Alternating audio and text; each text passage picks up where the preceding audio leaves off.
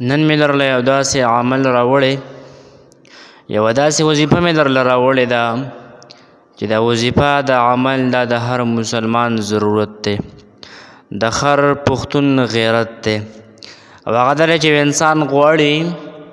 چې الله تعالی ما د مخلوق د محتاجۍ نه وساتي، نو دا وظیفه به کې محترمه دا وظیفه به ته کې د سحر مونځ نه پس 33 بار 33 بار به د الله رب العالمین یو صفاتي نوم هغه به وې یا باسطو یا باسطو 33 مرتبه چې لیکلی ویل په خپل لاس باندې به چف کې او دغه لاس به په خپل مخ باندې راکاږي. دا عمل به جاري ساتي انشاءالله،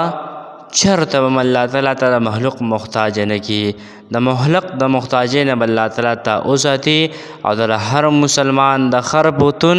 شان او غیرت دی.